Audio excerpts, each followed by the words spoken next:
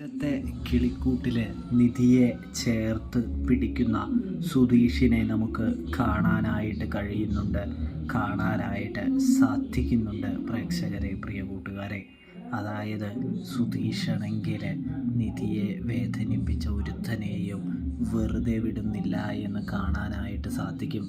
നല്ല രീതിയിൽ തന്നെ സുധീഷ് അവരെ എല്ലാവരെയും പെരുമാറുന്നുണ്ട്.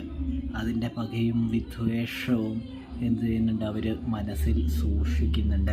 നിധിയെ ഒറ്റയ്ക്ക് കിട്ടിയാൽ വീണ്ടും ഉപദ്രവിക്കാമെന്നുള്ളൊരു ചിന്തയിലേക്ക് അവർ നടന്നെടുക്കുന്നത് കാണാനായിട്ട് കഴിയുന്നുണ്ട്. ഇതേ സമയമാണെങ്കിൽ പാവനിധി ഇതൊന്നും അറിയാതെ വളരെ സുഖമായിട്ട് തന്നെ എവിടേക്ക് കമ്പനിയിലേക്ക് പോവുകയാണ് ജോലിക്ക് വേണ്ടി. ഇതേ സമയം നിധിയെ വീണ്ടും അവർ കളിയാക്കുമ്പോൾ നിധിയുടെ രക്ഷയ്ക്കായി സുധീഷ് വന്നെത്തുന്നു.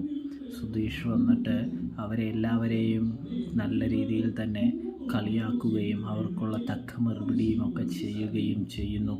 നിധി പൊട്ടിക്കരയുകയാണ്. സുധീഷാണെങ്കിൽ നിധിയെ ചേർത്ത് പിടിച്ചിട്ട് പറയുന്നുണ്ട്, നിധി വിഷമിക്കണ്ട, ആരുമില്ലെങ്കിലും ഞാൻ തൻ്റെ കൂടെ എന്നും ഉണ്ടാകുമെന്ന് പറയുമ്പോൾ സുരക്ഷിതത്വം അത് നിധി ആദ്യമായി സുധീഷിൽ നിന്നും അനുഭവിക്കുന്നൊരു കാഴ്ച കാണാനായിട്ട് സാധിക്കും. സുധീഷ് ഇങ്ങനെ ചേർത്ത് പിടിക്കുമ്പോൾ ആ കയ്യിൽ നിധി ഇരിക്കുന്നതും കാണാൻ സാധിക്കുന്നുണ്ട്. പ്രേക്ഷകരെ, പ്രിയ കൂട്ടുകാരെ, ഇതേ സമയമാണെങ്കിൽ നമ്മുടെ സുധീഷാണെങ്കിൽ നിധിയെയും കൊണ്ട് വീട്ടിലേക്ക് മടങ്ങുന്നൊരു കാഴ്ചയും കാണാനായിട്ട് സാധിക്കും.